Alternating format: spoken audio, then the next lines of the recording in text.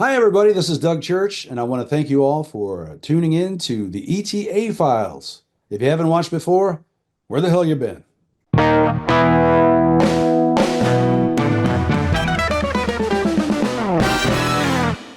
Ladies and gentlemen, thank you so much for joining me and my guest today. The first interview on ETA Files, and I'm very excited about this. When I first started out performing as Elvis 26, 27, whatever years ago, this gentleman was the pinnacle. He was one of these guys that set the bar so high, no one was really going to reach it, but that was the goal. And he said it there because he is amazing. And I don't know that anyone has broke it since. He is the voice of Elvis, the one and only Doug Church. Thank you again, Ryan. Appreciate that. Good to be here. Man, I'll tell you what, I mean that sincerely, and it's phenomenal, dude. When I go back and look at the history of all the ETAs I've seen over the years, you have done things that nobody else has done in the industry, and I'm excited to have you on. Thank you so much for joining me. My pleasure, man. Really, I'm honored that you asked me first. Thank you. Well, there's a reason. So the bottom line is, you know, let's get into who Doug Church is in this industry. I mean, you you have a background, obviously a pre ETA background to some degree. You know, of course, there's some guys that are like, "Hey, man, I started singing when I was like 3 days old," and that's okay. But tell me kind of your backstory on, just who Doug Church is, leading up into the point where you first started doing something in the official ETA world. The funny thing is, pre-ETA, I wasn't much of a singer at all. In high school, I was in chorus, and I was just terribly pitchy. And the guy standing next to me was holding his ear to block me out because I was throwing him off so bad. It was terrible. And I missed a lot of musical parts because of that. But anyway, when I got in the military, that was when I found out that I could actually sound a little bit like Elvis. And that was where I pursued it for 4 years of my military career. And then when I got out, I'll give you some back history of that. For 4.5 years in the service, I did a lot of talent contests, but they weren't ETA contests. They were just, I was up against everybody in the business. I was up against guitar players. I was up against vocalists. I was up against comedians, jugglers, you name it. They were doing it. And I was very blessed to have amassed 11 first place trophies and two second place trophies in that 4.5 year period. So that gave me a whole lot of stage time. Got used to audiences. And so my knees weren't knocking as bad when I started doing Elvis. Right, right, right. Were And you during these talent contests? Were you singing Elvis, or were you singing just whatever? Just being that's right. I was singing Elvis. But imagine this, a guy in the military who is not allowed to grow his hair out. So I was very close cropped hair, no sideburns. I had to paint it on, and I had my guitar, and that was it. There were no tracks yet, and right. I couldn't get a band to work with, so it was all just me and my guitar. Wow. But when I went up and started doing these songs, fortunately, I was able to impress enough judges to walk away with some good trophies and a lot, like I said, a lot of experience.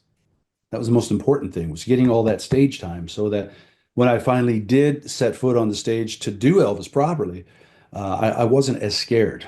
Right. That's okay.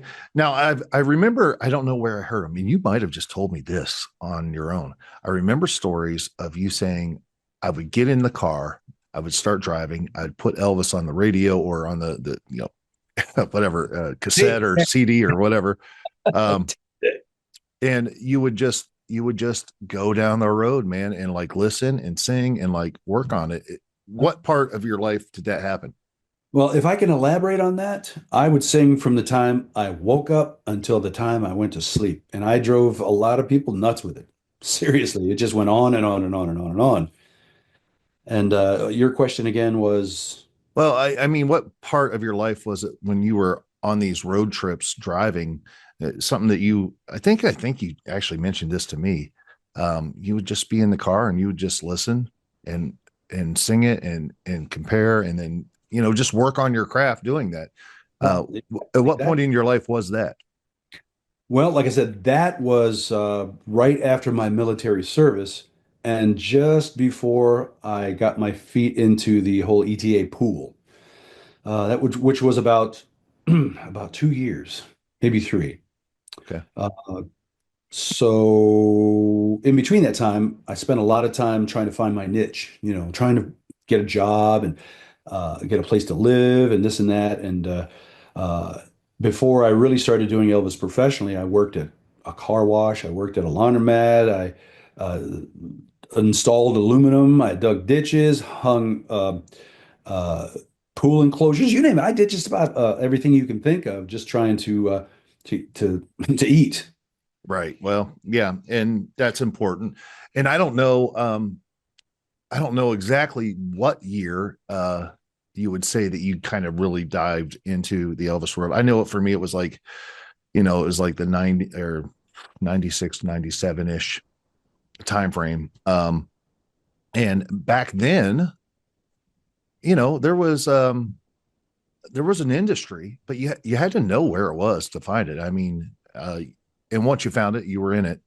Mhm. Just ironically, though, it really was around the area that you are from. That Michigan area, all that South Bend, Indiana South Bend, Indiana, man. That became the nexus. It Yeah, became the nexus for ETAs and ETA contests and everything. I don't know how it happened. I really don't.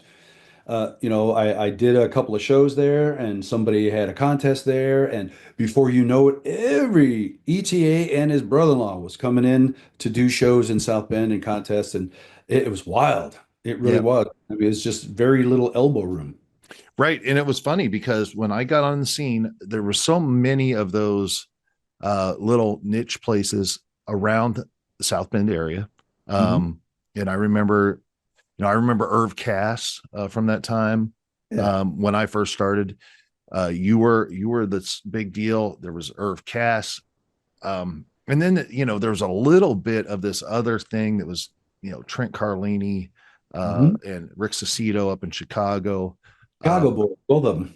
yep, but like you were, everybody was just like, hey, it, there is one guy that sounds like Elvis, and it is Doug Church, and that's how the Voice of Elvis thing came about. I mean, early on, everyone was like, "There's no one better than Doug Church."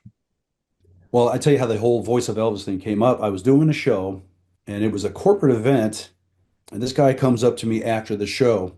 And I hadn't quite figured out what my moniker was going to be yet.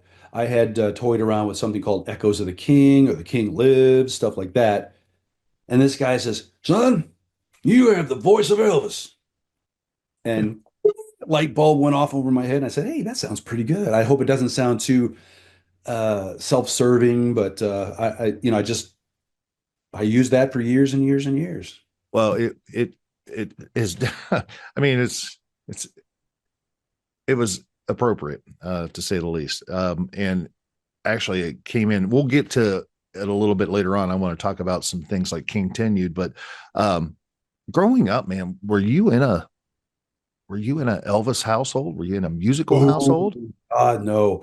My sister was a closet Elvis fan, and I would listen to her records sometimes, but I wasn't really into Elvis yet. I thought this was really good music and everything, and she got mad at me when I would play her albums because, I'd destroy them. I was a teenage boy. That's all we do is destroy things. But I was in a musical family. Okay. I had four brothers who were in a gospel quartet together, and they sung in church. Oh, wow. And I Okay. wanted to sing, I couldn't sing, didn't know anything about singing, and so my biggest contribution was pounding on the oatmeal box on the bottom, just keeping rhythm. I had good rhythm too, but I was never a part of the group. And but like I said, music has been a part of my life growing up, and they sang in church. I sang what I could in church, but never really anything serious. I was So a big science fiction geek. That was me. I got you. I can relate.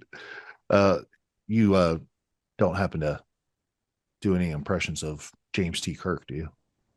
You've got to understand this is how it works. Yes. Ah, Scotty Bone Spot. I love it. Um, it's good.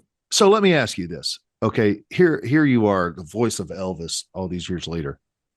Yet you are openly saying early on pitchy and couldn't sing and all these things. What happened? How did Well, this transformation happen? Was it I'll tell, just tell elbow you just grease and what happened. work? I know this is going to sound easy peasy, simplistic, but it was just like a godsend. The first manager I ever had taught me this little trick. He said, I want you to use a visualization technique and I want you to use your hand first until you can master it up here. He said, I want you to imagine the note and your hand is holding it in place. And if you feel like it's going to go up, my thing was always going sharp. Okay. Okay. Never flat. I was always going sharp because I think I was overexerting myself. So he said, what you want to do is you want to hold that note in place, hold that sucker down. And then over time, it just got easier and I didn't have to use my hand, which kind of looks silly at first, just hold my hand out in front of me when I'm singing. But it was those visualization techniques that really helped me out, and they also helped me out in the future, phonetically, with the whole "sing like the king" thing, which we'll talk about later. Yeah, that's interesting, man. Do you think, and I think that this has happened, I'm not even sure, but I think that there are several guys who have given you credit for helping them um, become vocally better, sounding more like Elvis, all these different things. A couple come to mind. I'll let you mention any names you want to mention, but because you had to go through this process, did it help maybe you be a great teacher for other people? Actually, it really did. Everything that I picked up on, I was happy to pass that along to other guys who had some issues. And when the internet became popular, you could go online and you could look up just about anything as far as vocal techniques and things like that. And those really helped out too. Right. Vocal, to vocalize before a show, very important to do. And that's something I learned later on. I wish I'd learned it first, but it's always very important to warm up the voice. And I worked with some guys. A buddy of mine, Jim Holmes. You may know the name. Jimmy Holmes? No, his dad. Jim Holmes. Okay. His, okay. Yeah, big Jim Holmes. I gave him voice lessons, and we would do some of these techniques that I learned, like breathing control and so forth. And we would take a lit candle and hold it in front of you like 6 inches. See if you can sing and speak without blowing out that candle. Right. And that something he told me that really helped him out a lot too. But the biggest thing I think that really helped out some guys who have told me over the years that it really improved their craft was the project I did called Sing Like the King. Yeah. And that was a thing that was conceived by myself and brought into reality by our good friend. Um, Crap, I hope we can edit this. I'm having a brain fart right now, man. It's like Yeah. the guy who did Almost Elvis. John, John Paget. Thank John you. Paget. Yeah, I had a brain burp. Here, just while my kitty goes away, Yeah, let me mine's grow. right here on the side. I don't know if you can see her. Oh, she took off. No, There no, she goes. can't see her. Just come in with John Paget, and Huh? then we'll go from there. Yep. The guy, his name is John Paget, and he got with me, and we. It's cool how this happened too. I mean, it wasn't a big production or anything like that. We found a space in a warehouse. He put his backdrop up, put up the big lights, the cameras, and I had my laptop, and we cranked this thing out as we were filming it. I mean, I was actually writing it and then putting it through the teleprompter and then recording it. So this project had 4 volumes. It was the original Sing Like the King, and you can see some guys who are in the classroom there, like Jesse Aaron and Rick Lindsay.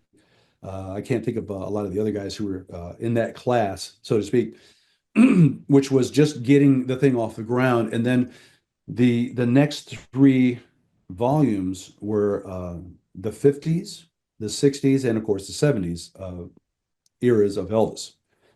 And I was actually singing phonetically, showing guys how to get that accent and to get the sound of Elvis using phonetics. And I wrote everything up, like I said, on a laptop. They shot it over to the teleprompter, and we just recorded the whole thing as we went along.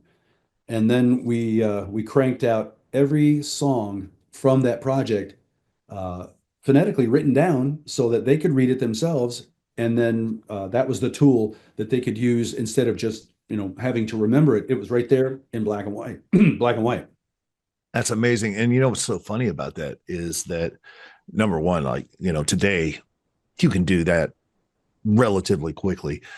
Back, what, 20 some years ago, no, it's not so easy. And John's awesome. John Pageant's awesome. And he had the technology at the time to help. But man, it's still pretty incredible. And basically what you did was you created Elvis College. That's what I wanted to actually start. I wanted to have an ETAU or ETA University. Yeah. It never really happened, but I thought that hopefully Sing Like the King will be that curriculum that guys can use. And some actually reached out to me and said, you know what, man, this thing really helped me on Yeah. stage. Yeah.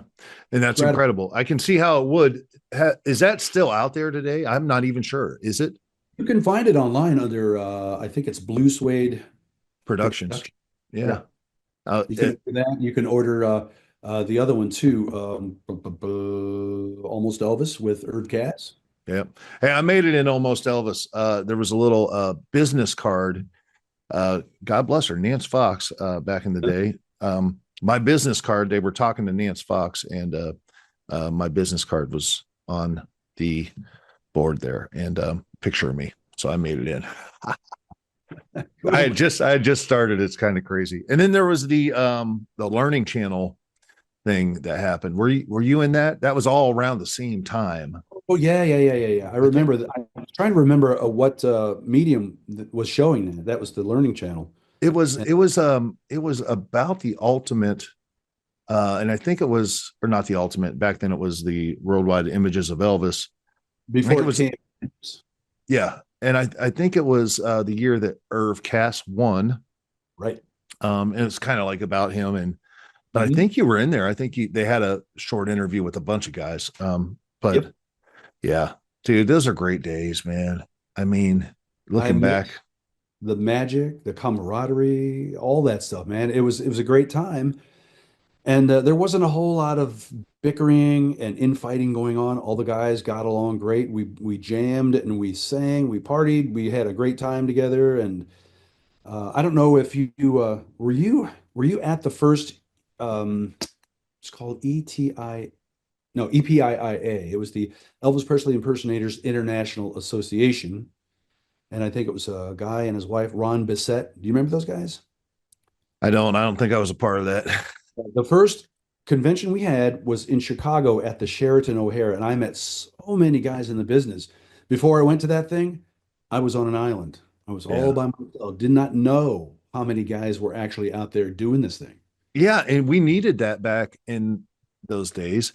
because there was no, the internet was just starting to come around. You couldn't go to YouTube. Like I talked to guys that are just now up and coming. They're like, oh man, I saw this on YouTube. And I was like, yeah, you know what? There was a time where you had to go and find, Bulletin boards. yeah, you had to find a, you had to find a karaoke store, which was hard enough. You couldn't go online and order this. You had to actually find a karaoke store Yep. to go and buy a track, you Mhm. know? And I Yeah, mean, I remember some of those first tracks were so bad. they were, man. Music Company, Maestro and all Music Maestro was actually one of the better ones. yeah, There were ones called Nashville Sounds Plus You. What was another one that was not particularly great? They had, it's like kind of a hit or miss thing. Every now and right. then you hear a good track, and the rest of them were all just no good. Right. And if you wanted one song, you had to buy the entire, whatever, the Right. disc or Time you could, individually. yeah. And moreover, if you were working with a band and you needed to give them a musical example of a song, you had to buy the whole album and you know, I mean, it was just a different world, man. It was a different world. I learned Um, the hard way back then. Ran into an ETA in an elevator. I just watched his show. He had awesome tracks. And I learned that it was his band that actually made these tracks. And I asked him if I could get a copy. And he was like, "Oh, sorry, man. I can't let you have them. They're just, I paid for that and that's all mine." And that's like, okay, cool. right. More power to you, brother. Who can I ask who it was? Can't even remember. Oh, It's a okay. long time ago, man. I Yep. get it. I I know get who it. that was. Man, think of a Oh, man. You know what? I just thought a guy named Russ Howe. Russ Howell, Yeah. Russ Howe. I mean, that goes way back. And I, Chicago guy. none, well, it might have been, but I think I ran into him at the Meadowlands in New York. Okay, interesting. There was, Interesting. there was a convention out there, and a buddy of mine and I got in the car and drove across the country, all the way across Pennsylvania. And trust me, at 55 miles an hour, not a fun trip. Right. I got you. I've made that trip across Pennsylvania, across 80 and 70, 76 many times. Yeah. I get you. Let me ask you a couple questions about this modern world that we live in. I'm not exactly sure when this episode will come out, but it will be around the time that Elvis Presley will have, you know, 90 years old. 90. 90 Dang. years old. Think about that. And he passed away at 42. So we're, you know, beyond double the time that he would have lived. And it's just incredible to me that here we are going on 2025 and the music is still relevant, still exists. Still guys out there doing this, making a living. For crying out loud. Doug, you just got, you had to postpone coming on here today for an hour because you had a show this afternoon, middle of the week, literally middle of the week, you had a show. That's awesome. But there have been some changes. It's a different world than when you came up into this, than when I came up into this. And while I was closer to the time when Elvis, I was alive when Elvis was alive. Mhm. But you know, it's changed. And in what way do you think that has changed? And how do you feel about it? What's it, wrap your head around that for me. Well, I have to say that, Elvis's material is becoming more and more available. I'm talking about bootleg stuff. I'm talking about unreleased stuff, stuff that we wish that we could have got our hands on long ago to be used as, teaching tools. And we'd see some guys that were actually fortunate enough to either have seen Elvis on stage or they got their hands on some of this bootleg stuff. And I watched their show and I was like, well, man, that guy's doing some weird stuff. I don't think Elvis ever did that. As far as I know, there was That's the Way It Is on tour. That was all my material.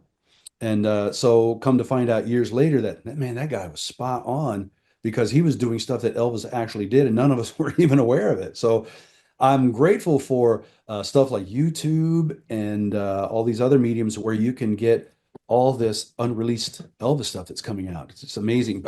8 millimeter, excuse me, try it again. 8 millimeter footage of Elvis that they actually put recordings to, and it looks like an actual concert that Yeah. took place. Yeah. They took the soundboard recording, put it to the Super 8, and boom. Wish we'd had that back in the day, man. It would have been so sweet. Yeah. Right. Yeah. There's a lot, but you know what? I say this, and people that didn't live it don't get it. Mhm. But there was a certain je ne sais quoi, a certain innocence and a certain whatever to that time when you didn't have everything right, right at your fingertips. And there's a part of me, I mean, listen, I'm in it to win it as far as computers and technology and everything like that. But that being said, it was a Oh simpler boy, you time. got a reputation. It was a simpler time. Yeah, absolutely. I mean, do you get a lot of people coming to you for website advice and stuff like that? I used to. And my advice would be to go somewhere else. No, my advice would be that websites are kind of a thing of the past anyways, but like social media is where it's at. And Mhm. you can go to any, Tom, Dick, or Harry, uh, Wix.com or whatever, and build your Mhm. website for far less. When I was involved in it, man, when I was involved with it, you literally pulled up Notepad on your, you know, if you're lucky, 486 Been computer, there. Yep. and type GoDaddy. typed out the code for building a website Mhm. in Yep. HTML. Yep. I That's remember. where I started. Um, Yep. Same here. yeah, nowadays it's totally different. So as far as the website goes, anymore too, it's not programming secondary to design. Um, even though programming is so important, and the functionality. And now we're getting into a whole different topic that nobody's interested Yeah. probably out there We talking are Elvis, but digressing a little bit here. yeah, don't get me started about all that stuff. But man, No, I so mean your reputation for being a techno weenie, pardon the phrase, is I renowned. prefer I prefer geek, just Geek, geek. yeah. Nerd's okay too. I'll take Nerd, geek or nerd, but nerd is better than it used to be. Nerds. so you have this awesome thing, dude. And everybody who isn't in awe of it is just jealous of you. Um, but you did something that was really cool. Um, Continued. And the premise was obviously if Elvis would have lived, he might have recorded some of these songs, and this is how it would have sounded. And why not get the voice of Elvis to sing them? Doug Church. What was that process like, man? How did that happen? Man, what There's an a honor, right? What an honor. yeah, Like they let me give you some backstory on that too. That's yeah. a tragic tale. This is it's almost a what's the word I'm looking for? Uh, boy. Again, we're gonna have to edit this. It's a You're not saying a cautionary tale, are you? boom. That's what I was looking for, man. Uh-oh. It's a Uh-oh. cautionary tale, but and the way it started out was harmless. It was exciting, and this guy approached me through the internet, of course. He had heard of me. I think he might even have been at one of my shows, and he was this producer guy from California. Says I have this idea that I want to use your voice, and I want to do contemporary songs that Elvis would have done today. And he was actually going to call it Elvis Today. And he had the whole promo done up, put a lot of time and design into it, Elvis Today. And then, of course, Graceland found out about it. Hey, we've already got Elvis Today. So we had to retool the whole thing. And they came up with King Continued, which I also thought was very clever. Good play on words. And so the recording process was not glamorous at all. They hired a guy who had some top of the line recording equipment in a garage. It was in a room over somebody's garage, and it was the dead of summer. And Oh, this was way back. I mean, I think King Tinu came out in 2000. all right. And so I found this guy's address, and I go up the stairs, and I'm thinking, what have I gotten myself into? And I meet the cat. He's really nice, very knowledgeable. Puts me in this little booth with no air conditioning because you can't have the fans blowing while you're recording. Right. And you can't have the outside sound. So I'm in there sweltering and I'm just dying. But they got all these songs that this guy had sent me on CDs, the karaoke tracks that you can get anywhere. And he just sends me this whole stack of different country songs and rock songs, stuff like Pink Cadillac. Well, the pretty much all the songs that are on Continued. And so we got the first project recorded, and unfortunately, this guy was in such a bloody tear-ass hurry that he didn't give me a chance to go back in and correct any of the sharps and flats and the flubs and boo-boos and stuff. And so there was a little bit of pitchiness in there in some of it, but fortunately for me, most of it, I'd say 90% of it was just good stuff. And so he got that out and it went national, which was a shock to me because I had people saying, from across the country, we just saw your commercial. And I'm like, "Huh? Yeah. Commercial? Yeah, man, it's something called Continued, and it was great. And we bought like a dozen of them. And then all these people that I talked to were just buying them up like crazy. And so after excuse me, after the success of the first one, the guy comes to me and says, let's do some more. Let's do volume two. We'll call it King Country. And so it was all country tunes that were from the 90s, 80s and 90s. Garth Brooks and Alan Jackson, stuff like that. That was a lot of fun. But I didn't go back into the studio. I recorded it right there on my own laptop at home Wow. using, a good microphone. Then I sent the tracks to some guy who actually tooled them and put them to music, or I mean, not to music, but I mean, he cleaned them up. Right, right, right. And so the second one was great. Everybody was just buying that up too. And he says, let's do a couple of more. So we did Continued Volume One and Two. We did King Country Volume One and Two. So there were four volumes of Continued. The thing was running along fine. The only problem was there were no royalties coming in. Oh, The guy wasn't paying me any royalties for the recordings I was doing. He was only paying me in product. He would send me a box of CDs and says, "Here, sell these." And I said, "That's not how this works."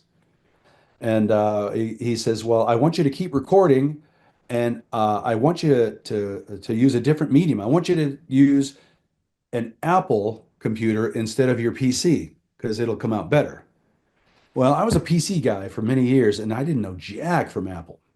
He sends me this Apple laptop that apparently belonged to his kid that had keys missing, and he's expecting me to know how to use an Apple computer to record this. So I said, "All right, here's the deal, man. I'm done. Okay. First of all, you breached the contract. I'm probably just telling tales out of school. I probably shouldn't, but it really bugged the crap out of me that he was doing this to me." And so I just backed away from it, and that was the end of it. well, Never saw never saw dollar one from it, and it was like I said, it was a great concept, yeah. brilliant idea. And we came out with some good stuff. I mean, even I listened to some of that today. But Well, it's that cautionary tale that we were talking about. It's just I don't wish that on anybody. I've been down a couple of those roads. And it always seems like sometimes the bigger the fish, the more you got to watch out for that. And, a lot of people, I think, God bless them. And it's out of ignorance. And I don't mean that in a bad way. I mean, it's literally ignorance. Like you got to understand entertainment is a dirty, dirty business. Ooh, Um, yeah. and it's especially for someone like yourself or me, who's actually been blessed enough to do some things in the business. We're still at the bottom of the totem pole when it comes to these big, big, big, huge entities. Oh, Um, yeah. and not once, not twice, several times, just come to find out that they laugh at you. They'll do whatever they want and they'll laugh at you and they'll say, "You can take me to court and yeah, you'll win, but you'll never, ever be able to afford it." So, Yeah. Well, just, that's one of the cautionary tales I have as far as my first manager is concerned. yeah, When I first started out, of course, I was young, green, just trusting anybody implicitly, which was a big mistake. Big learning curve there. But this guy, I mean, he was booking gigs and he was telling me they were this much when they were actually this much. And then he was taking this much for rental of equipment and his fee and yada yada. So instead of him making 10%, I was making 10%. And I found out about it by somebody. Or what he did was he called me up and says, "Yeah, guess what? This next show you're going to do, these people would like you to sing an extra hour." And I said, "Well, that's fine. I mean, it's more money, right?" He goes, "Well, no, it's not really more money. They just want you to sing longer." And that smelled fishy to me. So I happened to know the people that hired us, and I called them up, and that's when the whole snowball began because they confirmed everything I feared, what he was doing. And then I went back 6 months in time to all the acts or all the gigs that we had had, and every one of them said the same thing. yeah, yeah. Fortunately for me, and fortunately for me, they all wrote affidavits, and I took them to small claims, sued the guy's butt, won the case. He skipped town. Never paid. Nope. No, Never heard from him again. And this is a guy with a wife and three kids yeah, and yeah, just blew town. and that's this business. A lot of people don't realize it, and and I will say, like, 9 times out of 10, the Elvis guy is probably just trying to make a buck, make a living, be an entertainer. And these promoters, managers, I had the same thing happen. I'm not going to mention names. Anybody that knows me knows exactly who I'm talking about. Hmm. Man, we had a really early on, like within the first 3 months, 6 months of my doing this, Christmas party, uh, at a company, Mead Paper, pretty well known company, Chillicothe, Ohio. And I never even asked. But just so happens that the guy who was uh, in charge of getting me hired by Mead Paper is a relative. Oh, And he's like, "Hey, man, Merry Christmas. I hope this gig was good for you. Put some money in your pocket." And I said, "Well, yeah, thank you so much, man. $500 is great." And he's like, "What?" And it turns out it was, you know, um, I forget exactly if it was like 8,000 maybe. oh, geez. Yeah. Oh, And man. and when I got that too, it was the kind of thing, like, I was like, man, can I get a hotel room? I don't want to have to drive, like, an hour or so after the show. And it was booked at this, I mean, the like $20 a night room, like with bed bugs and everything. I mean, it was Right. that kind of a, so anyways, like, there's a lot of that in this business, and people should know that. Oh, yeah. Well, I got a couple questions for you. We'll rapid fire. I don't want to stay on too long. This has been awesome. People are going to love this, man, getting to know Thanks. you. But I will say this. I want to ask you a couple questions. First of all, I love the cat. Oh, awesome. What would you like the public to know about Doug Church that they don't know? Wow. Well, let me see that I'm actually a Muslim. No. Anything, well, you know what? My life is pretty much an open book. There's not really a whole lot that's secret. Um, no, can't really think of anything that's earth-shattering or, like I said, stuff that people don't already know. Over the years, people that know me, people that don't know me, oh, I'm trying to think. What is something that folks don't really know? Well, I mentioned I was a big Star Trek geek. I said sci-fi, but I'm a big Star Trek geek. Totally. And Original, next gen, Deep Space Nine, yep, all? yep. Well, of course, I started out with the original series, Right, right. and that was our benchmark for everything else. And then had a hard time wrapping my head around the next gen, but then of course gave it a little time. It won you over. It wore me down. Yeah. It's like this bald English guy is not Captain Kirk. What the hell? But I mean, it's just the stories that they came out with and everything. And you could tell, and I hate to go all geek on you here, but you could tell when Roddenberry's influence switched over to these other guys, like Rick Berman and all those cats. The social commentary and everything, just started to give way to other things, like action, bang bang, shoot 'em up, that kind of stuff. Aliens, monsters, and uh, boy, what about me? Well, let me see. I can tell Where you this. I can tell you this. Hearing your story about King Continued, I did not know that. And that would be something I Well, would that say right there is is like, probably the biggest thing I could say is that a lot of yeah, people, nobody really knows about that. yeah. You give me that guy's name from California, off the Oh, air, off the air. yeah. We'll take care of him. Fine. You got it, brother. Right after we're off the air. Hey, you ready for a couple rapid fire questions? Shoot, baby. All right, here we go. Favorite Elvis song?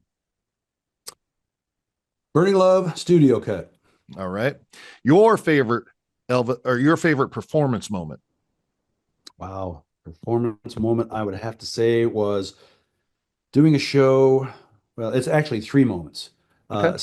Singing with the Jordanaires, singing with the Sweet Inspirations, and singing with JD and the Stamps. That's awesome. It's awesome that you had a chance to do that. Not, I've had a chance to do it. Not many people have had a chance to do that. That is freaking awesome. I know exactly what you're talking about. I've got Worst another part, story. worst part of being an ETA, an Elvis tribute artist. Worst part. Oh gosh, I have to say, sometimes, you'd think that it would be a lack of respect, but I've never really been disrespected on stage or heckled or booed or anything like that. I've been blessed to have good audiences who, love the music and who are just decent people. I'd have to say the hardest part about it is, I mean, you can't get benefits, baby. You got to marry somebody that's got the benefits. Okay. Best part of being an Elvis tribute artist. Well, these right here get you everywhere. All right. Yep. If you could meet Elvis today, Hmm. what would you say to him? I would say, boy, no. I would say, thank you for the opportunity to make a living. Thank you for allowing me to keep your music alive and to keep people aware of just how much your music means to the entire planet. There's not an Elvis song that doesn't speak to some moment in our lives. That's why I always tell my fans it's the best music in the world. It's awesome. And I know you've traveled outside of the country. It's so awesome to go to another country that doesn't speak English. Mhm. And yet Elvis is universal. Yep. You go to Finland, they don't speak English and they know. You go to, Chile and same thing. It's awesome. And it's awesome because it's Elvis, man. It's not me. It's not you. It's Elvis. So that's pretty incredible. I have to Last say, question. Go ahead. if I may elaborate on that, one country I've visited many times, I'd have to say they are the most devoted Elvis fans of anybody on the planet, and that's England, because they have such a love affair and that unrequited love for Elvis. They never got to see him live, Right. and they love Elvis, and they will worship any guy that puts on a suit and wears sideburns. They just love the music, and they just love the idea, the image of Elvis. Yeah. Yep. Best. Absolutely.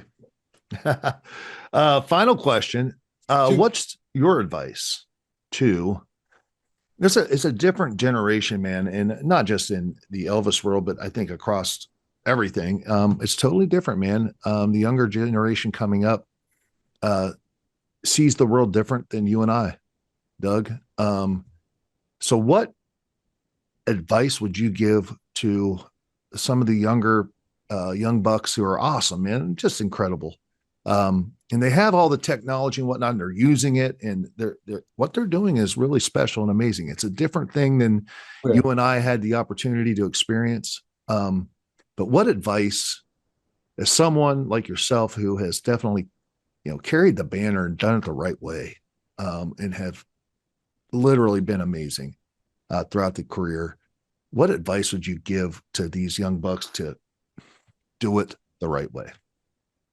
Well, there are 10 rules of the ETA I came out with a long time ago. And one of the big ones, the first ones is always be respectful of the Elvis name, be respectful of the fans, don't use foul language on stage, and just comport yourself the way Elvis did. I mean, Elvis got a little crazy, and we know why, but he always loved his fans, and he was so generous to them, kind to them. But the biggest thing I'd have to say is this: if you're just starting out in this business, the most important thing that you can do is record yourself and listen back with a critical ear. Be honest. Compare yourself to Elvis and not other ETAs. That's the only way you're really going to get any better at this. So Yeah. make sure to be honest with yourself. Well, I'd say that goes for your voice, and I think that also goes for moves. I think that goes for look. I think it goes for a lot of things. Excellent advice.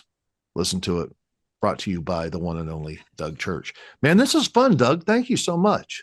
I have enjoyed this immensely. Really. Thank you, Ryan, for inviting me on there. This is great, man. Dude, Thank you're you. you're number one. You're number one for a reason. I thought like who would be the right mix of awesome old school and like get respect out there, and it was Doug Church. And we got some great guys coming on, but man, I love opening it up with you, and dude, I appreciate you coming on. Thank you so much, brother. Pleasure, man. All right. Ladies and gentlemen, let go people ahead. know what time of year this is. Merry Christmas. All right. Yeah, we got Christmas right around the corner. I think this will probably come out early January. I'm not exactly sure yet, but you'll be the first one, as I said. So, well, ladies and gentlemen, Doug, where can people get a hold of you? Find you on social media, any of that stuff, please. Sure. DougChurch.net. Easy peasy. DougChurch.net.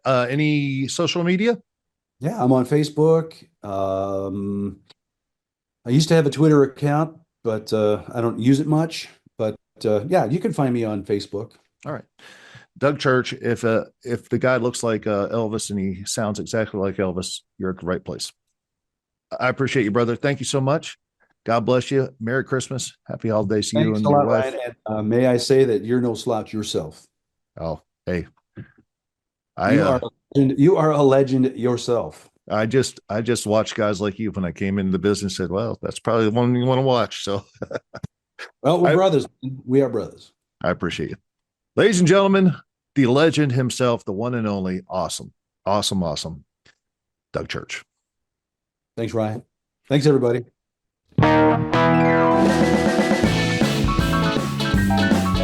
Thanks for tuning in this week to the ETA Files.